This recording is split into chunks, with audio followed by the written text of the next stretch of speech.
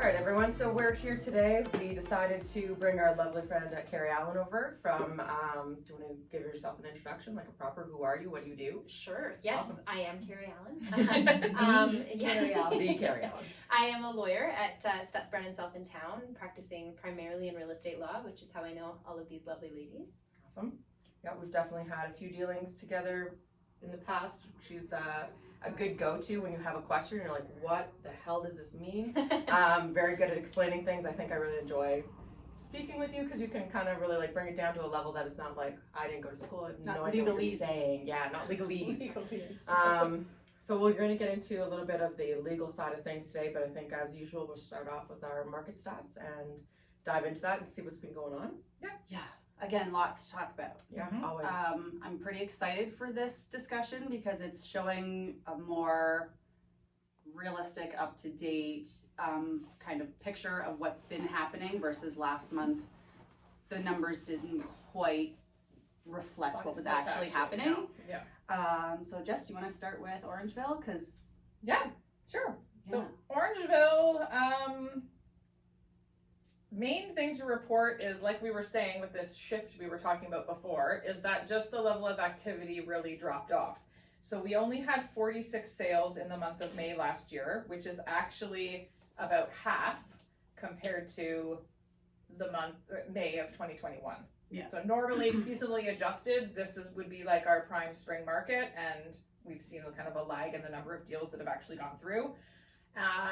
In saying that, our days on market also reflects that. So we're going back to, they're reporting a 13 days on market, but just before we came live, we were talking about how it's more like the 30-day on market is going to start to become the norm. I'm sorry to interrupt, but again, just to reiterate, these numbers are only properties that sold. It doesn't reflect the ones that have been sitting around for 30, Right. some almost 60 days, because they haven't sold. So taking it with a grain of salt. Yeah. Average prices month over month. Again, we saw less transactions, so that's going to kind of skew the numbers a little bit. So we did see a little bit of a dip. So we're down 8% in average price month over month, but still holding pretty strong. We're just under the $1 million mark for detached. We're at $961,054. Semis were at 676, and towns were hovering around just over 775. Months of inventory also, then we saw, this kind of explains when we talk about months of inventory, it's how fast these homes will sell in comparison to the number of active listings and sold listing data that we have. So this shift we talked about as well, the explanation for the houses sitting longer is we have more choice now. So our months of inventory has gone up 200% actually. Yeah. A lot. So that's really affecting things too. Having said that though, again, to give it a little bit more context, like we talked about last month, our year-to-date prices are almost 27% compared to last year. Higher. Yeah. So the fact that we've had an 8% dip month over month, really, we got a lot to go before we see a crash or anything, any talks of that kind of thing. So market is still very healthy, back to being a little bit more balanced, but still a seller's market based on the number of months of inventory. Quite crested the balanced market as far as inventory levels. Right. But yeah, and I think an important thing to remember is that I lost what I was going to say. I'll come back to it. That happens. I looked at a note and then it's gone. I'll come back to that. Is that it for Orangeville? That's it for Orangeville, yeah. All right. Shelburne. So, I'll come back to it. So Shelburne, surprisingly, not as much of a dip as Orangeville saw. I feel like April is where we saw our bigger decline. Yeah. So we did actually see less inventory come up, but again, it's all relative because we didn't have a lot of sales the past 2 months. So we saw 47 new listings. Of those, only 12 sales. Yeah, so I think we're sitting at around 67 listings total in Shelburne as of right now, today. And like I said, in the entire month of May, only 12 sold. That being said, the average, and this is an interesting one, this is something I wanted to discuss too, is it says that they're 22 days on market average. However, one secret that listing agents will do is if the house isn't moving, and they don't always do a price reduction. Yes. So if your agent terminates your listing and relists it at a new price, we no longer are counting that first listing in the days on market, if that makes any sense. So just like Orangeville, 22 isn't actually reflective of how long some of you have sat. Yes. There are some in Shelburne that have sat for over 60 days. I think though, like when you're telling people about this termination, and maybe people are questioning why are agents doing that then if we're skewing the numbers, and I think from my perspective and why I've done it in the past is you're taking it off of the live realtor.ca, you're taking it off and then you're re-putting it up again, so it's hitting all of our drip emails, it's getting people's attention again, and it's making it a little bit more fresh. So it's not that we're trying to skew numbers, it's just trying to bring data, it's trying to bring attention back Generally to the for property again. sellers, that is the best marketing strategy, Yes. to cancel it and relist at the new price, because anyone that's looking to buy is set up on 15 email drips with new listings that come out, and the only way to get on those emails is a new listing. Right. So good point. So everyone's screaming right now. Right? Stop skewing the numbers. What are they doing? Now, prices overall not too bad. I want to point out that for Shelburne, towns and semis were only based on one sale each. Wow. So it might seem drastic, but it's only based on one sale, and we don't know what their circumstances were. So semis are now, this was a good one, average 810. Which versus in April our average was 675. So again, that was a newer semi, went for 810. Towns are at 950, and those actually stayed on par, but again, only based on one sale. Okay, detached, we did see a very slight increase from 873 to the new average for detached of 875.5. Okay. Pretty close. Based on 10 sales. Yeah. So, overall not too shabby in Shelburne. I'm interested to see, because usually Shelburne's a little behind. So if Orangeville did see a dip, I feel like next month we might see a little decline in prices as well. But interesting, just back to that detached sales price. Earlier we were saying that, the old adage that, we're going to look for something cheaper. Let's start looking in Shelburne. Let's start looking in Dundalk. Yes. But during the crazy market that we had, that wasn't an option anymore. That's coming back. That's $100,000 difference for a detached in Shelburne versus So is it worth Orangeville. the extra 20-minute drive for the $100,000? Yeah. And that's where, I did it. That was my perception for sure. Yeah.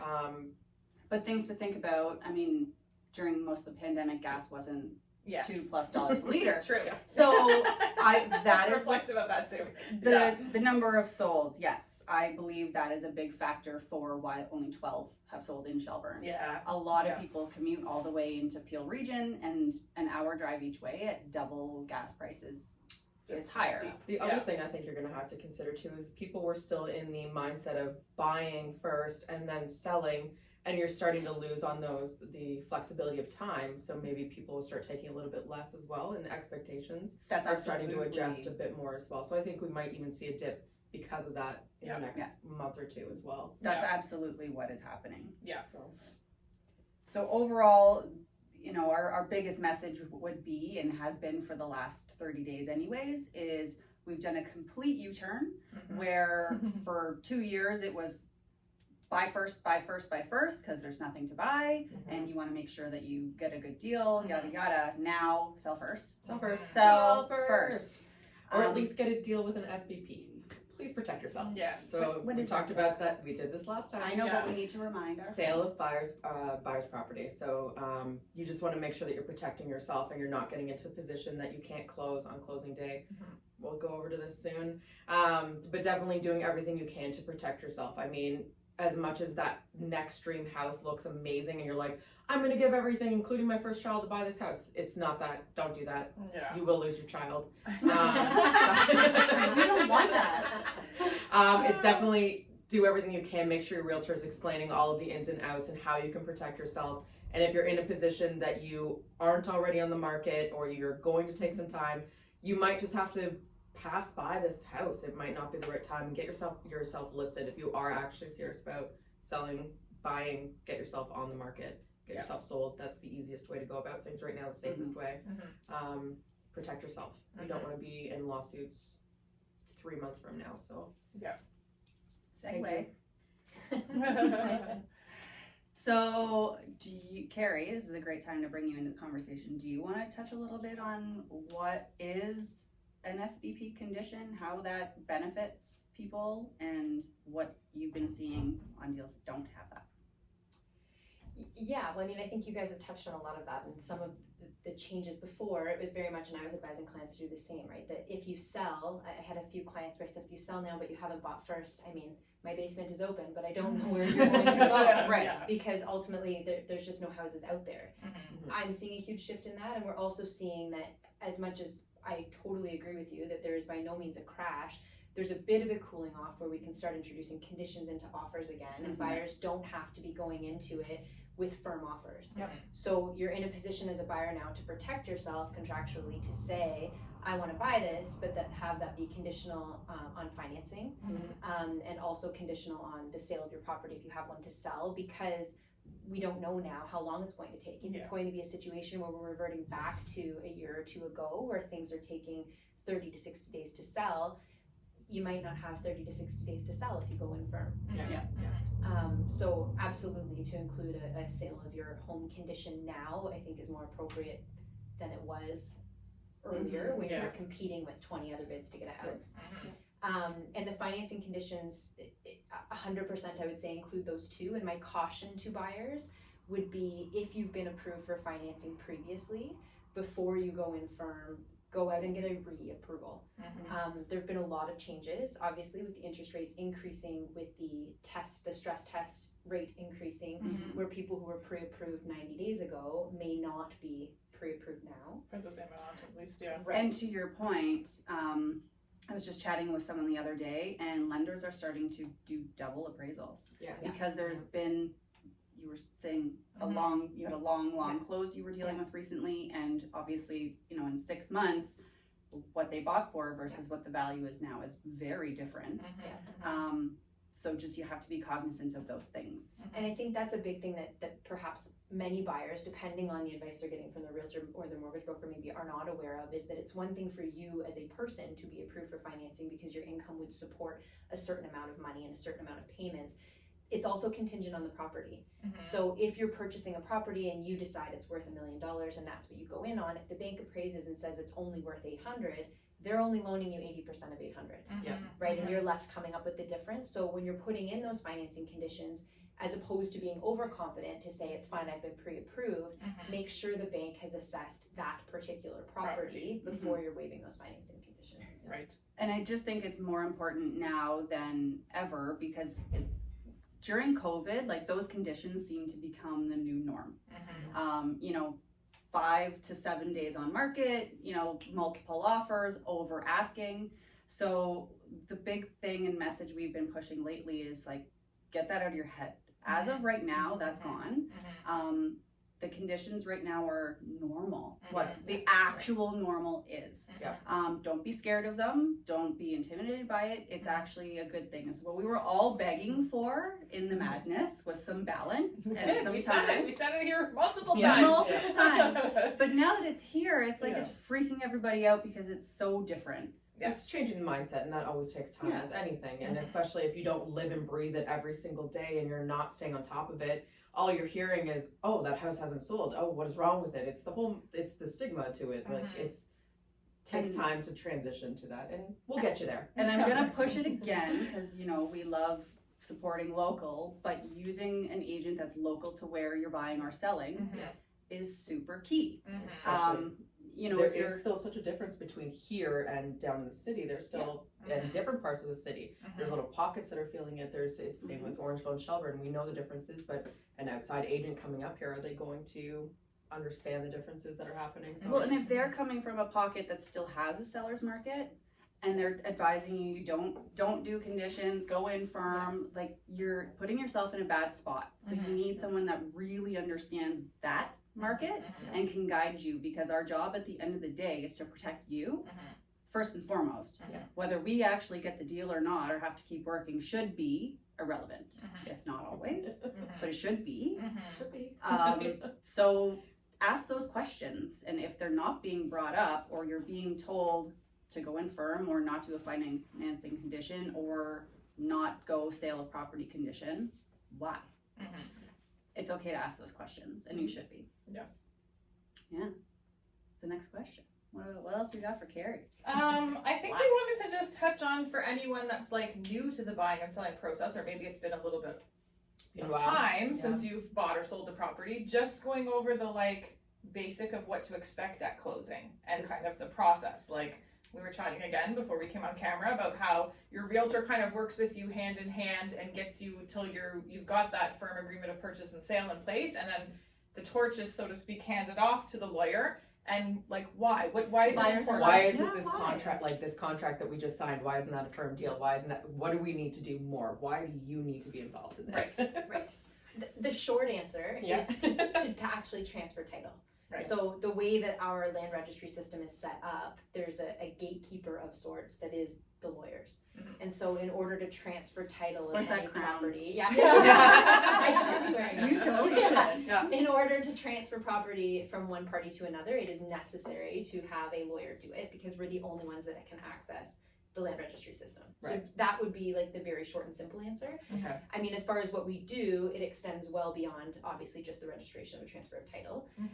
So generally speaking, the torch is mostly passed after the firm agreement is in place. I mean, from my end, what we then do is reach out to the clients to gather the information that we need, and to some extent coordinate the event that is closing. Right. So we gather the information from the realtors, we gather the information from the clients, we gather the information from the banks, we gather the money from the banks, and ultimately coordinate the transfer of money and documents with the other side, and eventually the electronic registration of the transfer of land. But you also, one really important thing that before all of that happens is you check title of the property they're buying. To make sure that you aren't all of a sudden going to absorb all of their overdue property taxes or other things of that nature, right? Yeah, so to some extent, the introduction of title insurance has changed in some ways what we're doing as lawyers and the searches that we're conducting at the outset. But yes, absolutely, for each and every property, if you're purchasing a property, we're searching title to confirm that you're going to have good title that you're purchasing, to confirm that the people who sold it to you really are the people who own it, that they have the authority to sell it to you, and that there's nothing registered on title that's going to negatively impact you. So if, for example, we search title and we find out, I mean, you're talking about like a country property, but we find out, surprise, you have no road access, right? How are you actually accessing your property? This could be important. Yes, I need that. Or that there's an easement that's registered on title in favor of the neighbor that grants them permission to do something, and now you have a shared driveway that you didn't know you had. You can't build here and you can't. Is that something that commonly, because I find that word itself, most buyers and sellers have no idea what an easement is. So I know personally, terrifying. and I know you ladies do too, is like we have legal description, it goes in our offer. If it says there's an easement, we're advising them, listen, I don't know what it is because I can't check. But bring this up, there is something on title that could be affecting your property. And it's something worth asking. I mean, when Sarah joked earlier about calling with questions, I mean, most realtors have, I would like to think, have a relationship with a lawyer, that even if you haven't yet retained a lawyer, I mean, ask your realtor to find out. It's certainly amongst the three people on this couch, I'm happy to answer those questions, and have many times in the past to say, what is this? Because 9 times out of 10, it's not something worth worrying about, right? Most of the time you see an easement on there, and especially in this area, it's a different story if we're talking cottage country. But most of the time in this area, you see an easement on there. It's something old that older. That typically is it's town of Orangeville has an easement permitting them to come on to access for groundwater drainage. Or tractors that sometimes. Or that Bell Telephone has an easement from way back when because their wires ran across the back of the property. Those are common. Back when there were home phones. Well, that's just it. 9 times out of 10. I would say, in my experience locally, most of the easements and things that you see on there are not going to impact your use of the property at all. A lot of them are outdated in the sense that Bell Telephone doesn't even have wires that run across there anymore, Mhm. but there's no mechanism for them to be removed from title because of the way in which they were registered. Okay. So they stay on there, and every time that you transfer property, the new buyer is going to look to say, what is this? And Yeah. every time they're going to say, no big deal. Yeah. Okay. Yeah. Yeah. And it usually is no big deal, but you know. But sometimes it is, If and you- obviously that's why we search and find out. Yeah. Go We out do for your that. morning coffee and there's some dude poking around in your backyard Yeah. because you have a hydro easement, it's probably Brain good to just went know really- that's why he's there. Yes, yes. Right. You touched on title insurance there, so is that something that's automatically going into deals now, or is that optional, or what is that? It is optional. I mean, if you're purchasing with a mortgage, it's less optional because the banks, generally speaking, would require at least coverage for them. Yeah. From my personal perspective, I don't believe I've ever closed a deal without title insurance, and would be strongly encouraging of people to get it. And what would that? What's it doing? Yeah, for us? so your title insurance, I mean, the primary thing is to protect title, right? So if there's an issue that is going to affect the marketability of the property, and that doesn't mean like you have a leak in your basement that you didn't know about, but that actually impacts the title of the property, the ownership of the property, your title insurance will cover that. Where we see it come up primarily is usually with things that would have otherwise been uncovered on a survey. So way back when you're transferring properties and everybody would have surveys of the properties, they'd know exactly what they're selling. 99 times out of 100 we don't have We to. don't have The that. surveys Yeah. cost Yeah. thousands of dollars. If you have an old one, that's great because at least you can see the dimensions of the property, you know the size of it. Yeah. But what you don't know, unless you have a surveyor come or unless you're lucky to find a stake in the ground, Yeah. is where the starting point is. Mhm. So you might know that your lot is 80 by 40, but you don't know where it starts. Hey, but we to can bust measure out it. our links and chains and Right. measure. Yeah. Sorry, realtor joke, Yeah. legal joke as Yeah, to yeah. how they used to measure. Yes. Yes. Forget feet and meters. Like Yeah. chains and Links and meters. chains. Yeah. So anything that you would have otherwise found on a survey is something that would be covered in title insurance. So if, for example, your neighbor's shed is on your lawn and you didn't know, Yeah. and you have to cover the cost of rectifying that, that's something that title insurance will cover. Okay. It covers things that don't come up in traditional searches. So I mean, each lawyer's office is different as far as what searches they typically order, what they don't. We still order tax certificates. Many lawyers' offices do not, to determine whether This or is why not we there's love any Carey. tax arrears that are there. But taxes is something too that ultimately, if there were tax arrears and it's something that's going to impact your title, the title insurance would cover. That too. Okay. If there are like construction liens or anything like that, would that cover it as well? A construction lien that was registered after closing, yes. A construction lien that was registered before closing should be something that we're Would have fine. handled before. Right, fine. Okay. What about, I feel like we touched on this before in the past about like zoning issues, perhaps, like in terms of accessory dwellings or things like that. Sometimes there's like a Yeah. gray area there with municipalities and zoning. Potentially, like Okay. the big threshold for your title insurer, I mean, there's exceptions to the coverage, obviously they are insurance companies, but Mhm. generally speaking, my experience has been quite positive. Mhm. As far as anything that they say they cover, they really do. So Yeah. with things like that, if it was a zoning or a building law of like infringement that occurred before you took title, Yeah. and if you were not aware of it, Yeah. if you've got something in the agreement that specifically says we don't retrofit, the basement's not retrofit, Yeah. which you do to cover your buyer. I'm not Mhm. suggesting you shouldn't do it, but then as the purchaser, you couldn't later go to your title insurer and say, well, we didn't know that Yeah. there wasn't a permit for the basement because it's loud and clear in the agreement. Yeah. Okay. Okay. Yeah. Yeah. So to some extent, it depends on knowledge. The other big thing for title insurance is fraud. So we're fortunate, or I should say I'm fortunate, touch wood, Wood. that it's not something that we've had to deal with personally, but real estate fraud is A a thing. thing. Yeah. Especially if you don't have a mortgage registered on title. So if you own your property outright, then it's particularly ripe for the taking, I would say. And your title insurance will cover fraudulent conveyances. So if somebody that is not you goes and registers a mortgage on title, that's something that they would cover the cost of removing. Mhm. If somebody who's not you sells your property to a Without third you party, knowing. Yeah. I mean, Imagine. no, I Yeah. can't. But so the title insurance provides you with coverage in that sense too. Sense. Yeah. Okay. So from a cost perspective, from my point of view, the cost risk assessment, I mean, I won't close a deal without it. Okay. Makes And what's sense. like typical cost or? It's coverage. contingent on purchase price. So Oh, okay. your base point, and it's also contingent on location and how often that particular location has issues. So Times you're a year does typically somebody sell the you're property? Yeah. typically paying more, like a higher premium if you're talking about cottage country or further north where the division of land is not necessarily or hasn't in the past been as regulated. Accurate. Yeah. In Orangeville, Shelburne, Dufferin County, your starting point is about $285 for a property under 500, and then it goes up incrementally for each 100,000 over 500. Okay. So Let's say $1 million house. $1 million house, probably $800. Don't quote me on Okay. that, but Yeah. probably Yeah. $800. No quoting. Ballpark. Yeah, Yes, very ballpark. yeah, yeah. And it's like a one-time fee. It's paid at closing. Don't have Covers to you worry for the about whole it. time that you own the property. Yeah. Cool. And that generally comes out of the adjustments you do anyways, does it not? Yes, so it's something when as far as when we do things, we calculate the total amount that you need to bring in to cover like your down payment, your closing costs, your land transfer tax, and we include the policy of title insurance in that. Yeah. So when you get a figure from us to say this is the amount we need you to bring in on closing, it's going to include that All of amount. that stuff. Yeah. Awesome. Very good. Yeah. Good. Cool. Awesome. So what else do we have here? What do lawyers wish agents would do to help prepare for closings? So Give it to us, Carey. Give What it are we up. doing wrong? Get us in trouble. Get us in trouble. What are All the agents suck realtors- at doing? and I will preface with saying we've already learned something new in a deal that we were working on together this week. Mhm. New, maybe not necessarily, but it's quite important now. Yeah. And something that should be in every deal. So interested to hear. Yeah, I think, well, so what Jacqueline's touching on is deposits, and how those are treated in the event that a deal does not proceed. So I think, it's important for realtors to know that, so that it's something that can be communicated with their clients as to what happens, because I do think there's a lot of misinformation out there. There about- is a general assumption that it's automatically forfeited Yes. if you don't close. Yes. Right.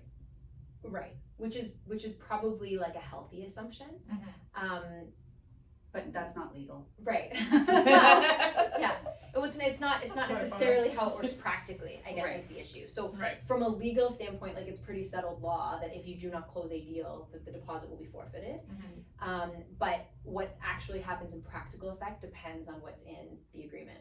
So many realtors' offices have started as a matter of course in their Schedule B, including a deposit forfeiture clause that spells out that in the event that the agreement does not close, that the deposit will be automatically forfeited. The reason for including that, I mean, A, is to protect your seller, but it's also to give direction to your brokerage. Mhm. So what would otherwise happen if you do not have the deposit forfeiture clause in there is that the deposit is being held 99 times out of 100 by the listing brokerage, unless you sell without an agent, which nobody's suggesting. Thank you. Yeah. So the Get off our deposit is show being now. held by is being held by the listing brokerage.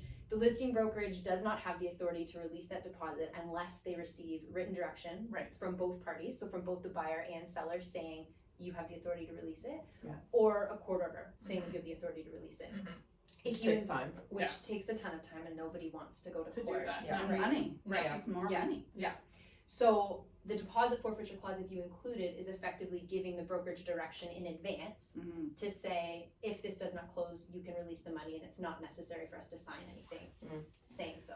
And from if I were on the buyer's side, that is one of those things that you should be taking a pause and going over with your clients to give them that extra kind of few minutes to ponder and make sure this is the right place.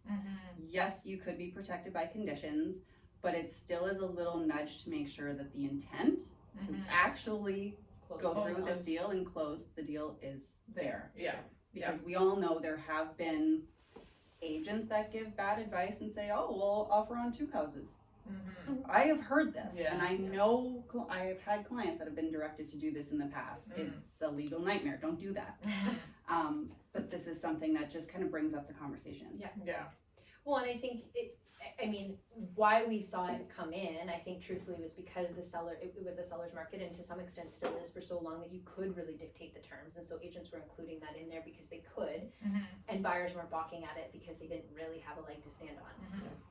Now, I mean, the reality is, without that deposit forfeiture clause, as a buyer, you will more than likely lose your deposit anyways. The law is clear that in the event that you do not close, that deposit is forfeited.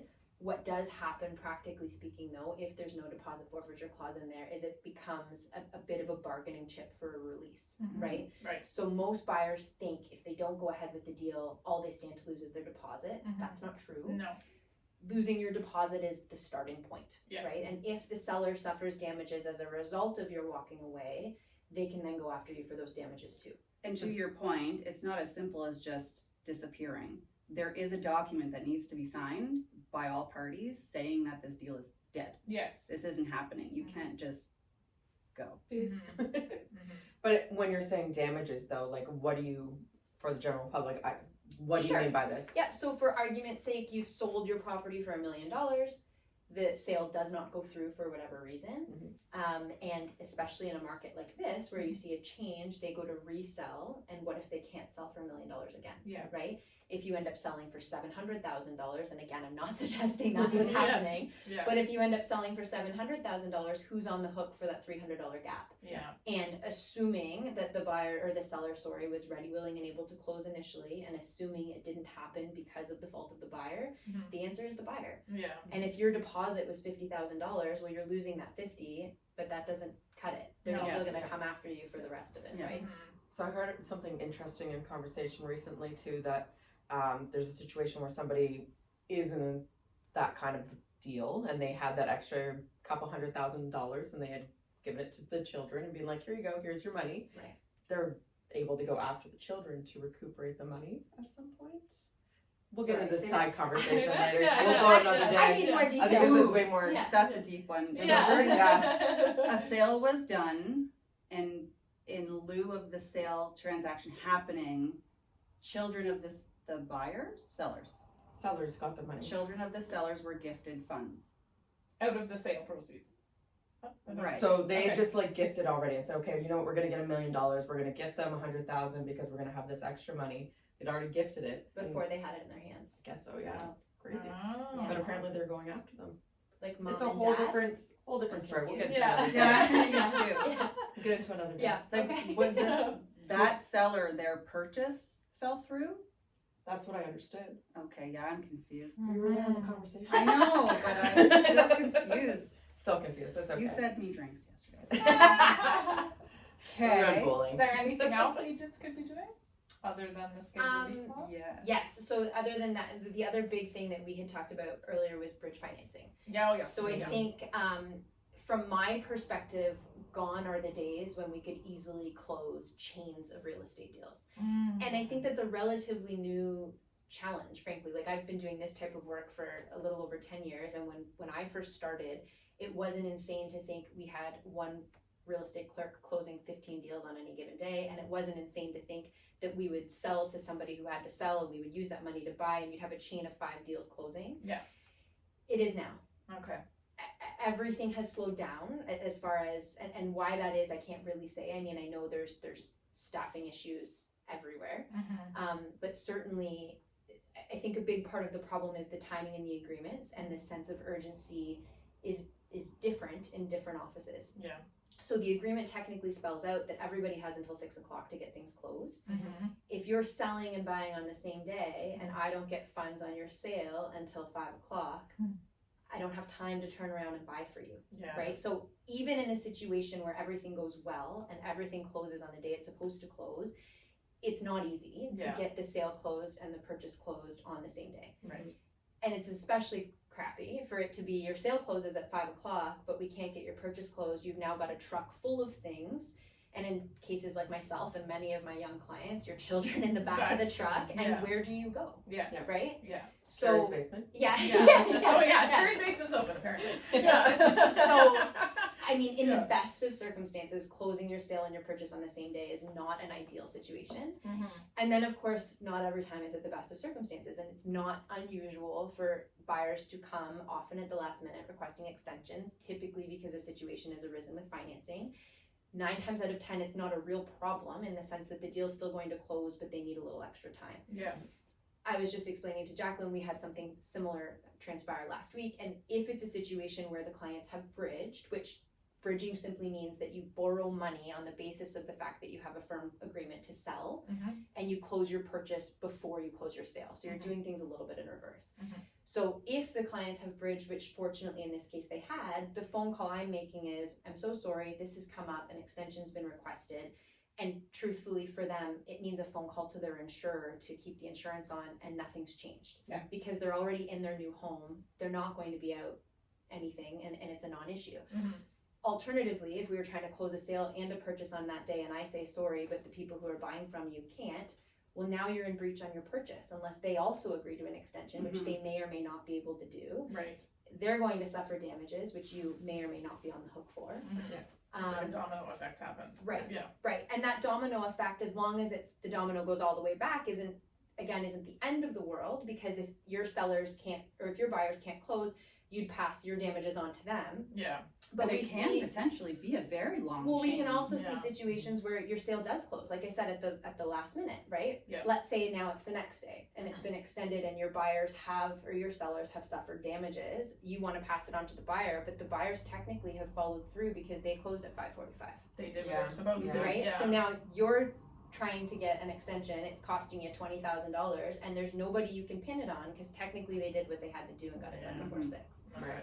So I think historically the perception has been bridge financing's expensive, I don't want to do that. And it's really not. No. Very It obviously minor. depends on the length of time of the bridge. If you're bridging for a month, it's going to cost you more than if you're bridging for 3 or 4 days. And your lender, if you're private, it's costly. If it's It can be, if it's yeah, private, yes. But I If you would don't have a say mortgage. it's 90% of the deals I see are with institutional lenders, Yeah. right? Like with a private mortgage, sure, it would be more expensive, but if you're dealing with a traditional bank, I mean, you're talking a few $100s. Yeah. And also, I think to your point though, like, yes, you have that, let's make sure all the cards fall in place. But on top of that, you also could have issues with moving trucks. You Yeah. can actually get into your space, you can clean, you can spend your time Yes. over 2, 3, 7 days and just move in gradually. Yeah. And avoid all of these headaches. Yeah, it just Yeah. eases the stress a little bit. Like, how many times have you had a client call and been like, the moving truck didn't work out, what do I do? And you're Yeah. like, okay, well, let's figure this out. But Yeah. if you have that extra time, I think it's just peace of mind. And I think historically, the realtors I'm who dying. have pitched it on that basis, and I think that's entirely true, that practically speaking, life is easier if you can get everything into the house before you have to get everything out of the other house. Right. Yeah. But I think what's important that maybe isn't well known is that it's not just the luxury of like, that's easier. Because you'll have clients say, oh, that's fine, I know it's going to be a stressful few days, but we can hack it. Yeah. But I wonder what clients would think if they knew above and beyond just the practical, this is easier. Yes. Like it could save you a ton of money. A ton of money. and and a time. ton of stress. Mhm. We were talking on that note too about avoiding Friday closings, right? For that kind of same case in point. If there is an issue, if anything happens, Yeah. you could potentially, if you were closing on a Wednesday, it could just be a delay of 1 day as opposed to now waiting after a whole weekend. Yeah. Yeah. So yeah, Imagine agents if it was take a long notes. weekend too. Yes. Which nobody wants to move on a Wednesday. Yeah. Right? Like Yes, realistically, nobody realistically. wants to move on a Wednesday, but you don't have to move on the day you close either. Exactly. Yes. Right? So Yeah. listen, Fridays are busy, they're always going to be busy. End of the month is always going to be busy. But Yeah. I mean, if I have my preference and if I'm a client, never mind a lawyer, Yeah. like I'd love to close on the 21st on a Tuesday, Yeah. right? As opposed to Friday the 30th. Yeah. Because it's just not as busy. Yeah. And not only is it not as busy in my office, but it's not as busy at the bank. It's Everywhere. not as busy as every other Everywhere. lawyer's Moving office. trucks, You're yeah, going to movers, get more time and attention, and it's more likely to happen more quickly than in a circumstance where the banks are lined up out the door and you're trying to get everybody organized Organized and when coordinated. everyone is Yeah. busy. A lot of moving pieces. Yes. We try to simmer the moving pieces. That's our goal. Thank you. Yeah. That's perfect. Yes. I think that's it as far as like the nitty gritty of your job and what you do. But we want to try and keep it light because we are excited that this balanced market is coming. I know there is a lot of like false messaging and a lot of drama out there in the media and whatever as far as what's happening in the market. There are some concerns though from the legal side. So we'd love to hear your take on what you're seeing with Right now. closings right now. Well, because we frankly have a group of people that have been kind of caught in the crossroads Yes. in this change in the market. Yeah. So they have purchased firm And they can't sell. and they can't sell. Yeah. So now, Or There's- they've purchased firm at an inflated Yes. price. right. Yeah. Yes. And values have gone down slightly. Yep. Yes. So how is this being handled? Well, And is it happening as much as as what people are yes putting out there putting out there. in your experience? I mean, I'm only one lawyer in one office, so I wouldn't. It's happening. It's definitely happening. I think there's a lot of fear mongering in the media. I don't think it's as Yeah, so bad as much. everybody's making it out to On be, and I everything. think, frankly, the messaging is making it worse. Yes. I think there's also a lot of mixed messaging that has buyers very hesitant because it's a transitional period. So something like you're on a real estate website looking at prices, Yeah.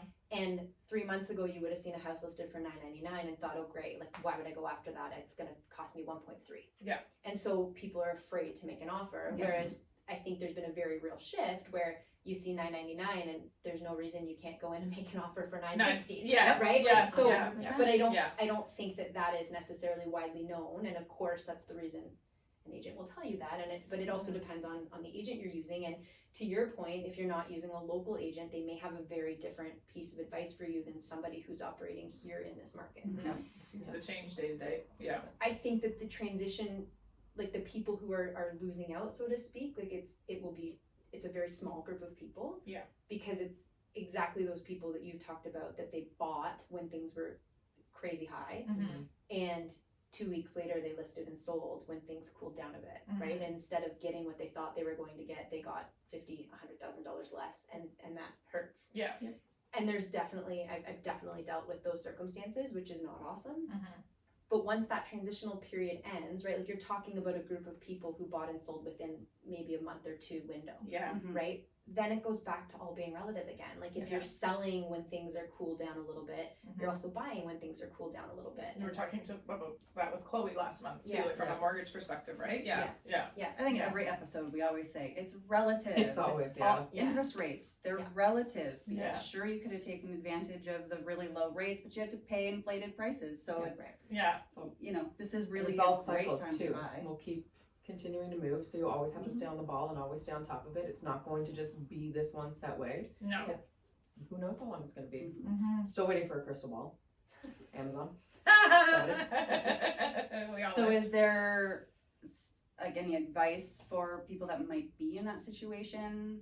I mean, my only piece of advice would be to, as much as you can, to be on top of things. Like what you don't Don't want to ignore it. have happen is to be a seller, for argument's sake, who ignores emails from their realtors for weeks at a time, or ignores emails from their lawyer for weeks at a time, and now it's time to close and we can't. Yes. Because you certainly don't want to be a seller in this market who can't come to the table ready to close. You don't want to be requesting an extension from a buyer who thinks they overpaid, Yeah. right? Yeah. Because you don't, that's your worst case scenario. The Right. buyer says no and you're hung out To selling dry. now in a lesser market. So Yeah. I mean, I think preparedness currently is more important than ever, especially if you're selling. Communication, make Yes. sure your Mhm. agent's talking to the other agent and the Yeah. lawyers are talking to each other. But otherwise, I don't know that there's anything specific to this market. Like, are we seeing impacts of the cooling off? 100% we are. I Mhm. don't think it's as bad as everyone is making it out to be. Yeah. Yeah. It's not as if deals left, right, and center are falling through. Yeah. I would say for the most part, what you're seeing is maybe a little bit more nitpicking from buyers that you wouldn't have seen before, because now they're thinking, I'm buying an overpriced house, right? So instead of before just being grateful that you got the house, Yeah. now as we get closer to closing and prices start to drop, you've got that person who paid 1.2 thinking it's maybe only worth $1 million. And so now they want that to be fixed, they want that to be fixed, they want that to be fixed. I noticed this, and there's Yeah. maybe a little bit more but which is all something we can take care of and figure out on our end. But I wouldn't say it's a situation where everybody's running. And falling apart. No. No. Perfect. The sky is not falling, people. No, The sky is not falling. Still there. Yeah. It's beautiful right now. It is beautiful right now. I'm excited. Well, I'm happy we were able to clear the air a little bit there, because there has been lots of talk on the street of Lots. what may be happening. Lots. And everyone's got their own 2 cents and everyone has their own Yeah. situations and experiences, and there might be lawyers and realtors out there that are having more than maybe we're experiencing. But again, if you are aware and always planning for the worst, Yeah. Everything seems great after. that should be your agent and your lawyer's ultimate goal, is to always prepare you for that Yes. first and foremost. Yeah. And then if it happens, you're covered. And you know how to deal with it. You're not like losing your head, running around with your head cut off. Like Mhm. you're not panicked. You can, okay, this is the process. That's how we work through it, and yeah.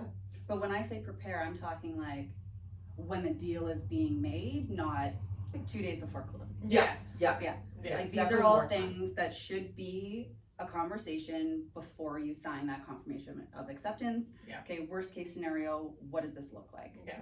And that's why, to Carey's point, something like a bridge, okay, well, worst case scenario, you don't get the keys and you can't close that day. Now we're bridging for 3 days, it'll be fine, right? We'll figure that out. So, Yeah. conversation is key, communication is key, and transparency. I think it also goes back to that point we've talked about a number of times too, is having everybody on the same page, right? Like, have your realtor in touch with your mortgage professional, in touch with your lawyer. Like, everyone's in the loop, in the same page. We're all communicating together, and we're all after makes one things goal of so closing, much right? easier. Instead of being kind of vague with everyone and trying to handle everything yourself. It's far easier if everyone can work together and get the deal done. Yeah. Well, remember how awful we all were at telephone when we were kids? Imagine how bad telephone is with a bunch of like working adults. It's horrible. It's like communication breakdown. So again, if you can open up those direct lines, Yeah. we still all have a legal ethical duty that if you tell us we can't disclose something, we can't. Yeah. You know, and that usually comes in relation to the mortgage agent. Mhm. If there's nitty gritty you don't want them to disclose to us, so I don't need to know your No. deepest, darkest, you know, financing issues. No. I just need to be able to have a line of communication to say, does this work? Yeah. Yes. A yes or no answer usually suffices, but to have the ability to have those conversations and in the heat of the moment. Right. Because sometimes it is like, okay, this offer is expiring in 15 minutes. We're at this point. Should we do this or not? Yes. Yeah. Yeah, it's helpful. That's for sure. Anything else you think people should know? Not off the top of my head. No, I mean, to your point, I think the difference too in having direct communication between the professionals who are working to help you. I mean, we are all working towards a common goal, but it's just language, right? And understanding that the reality is you don't do this every day, right? Right. Like you Right. buy and sell a home, 5 times in your life, maybe, right? Yeah. Like it's not something people are, whereas we do. And so I think things get lost in translation if you don't have that direct line, because there may be something your mortgage broker is explaining or something your mortgage broker is asking that perhaps you don't understand, Quite understand. or they haven't explained well enough right? Versus a direct line between them makes it a lot easier, I would say, to be sure that the information they're getting is the information they need, that they can give you a mortgage approval we can actually count on. Yes. Yeah. As Yes. opposed to telling you yes and then telling you later, just kidding. Yeah. Which is This the worst. came up. Yeah. And don't go for your mortgage 2 days before closing. No. Right, Carey? Yeah. Terrible idea. I That mean, was that another. didn't happen. Yeah, step 1, go to the bank. Yes. Yeah. Step 1. Oh, Stacy is here. We didn't say that at the beginning. I don't know if people that are frequent viewers, but we are back in the studio today. Say It With Stacy and Embrace Photography has been so kind to give us her space to use again today. And she, I think, would like to come on for a quick minute to say something. Yeah? She's going to come down. Oh. Maybe as we wait for her. Did anybody else have any other questions? Does she mean she wants you to join in live? Because if we join in live, only one of you will. Oh. Stacey, Maybe. you have to come down because we're not all linked together. Yeah, we're not all linked together on the live. She's got a public service now. You'll have to come in. I have a PSA. You have to come down. Come jump in. Sorry, hold music. Hopefully within the next week or so. Today. Thank you, wonderful Carey. Yes, thank you, wonderful Carey. Thank you for having me. Thank you. And if you want to catch up on any of our past episodes, we have had some awesome special guests. Just check us out on YouTube at Behind the Sign. See you next Awesome. time. Bye.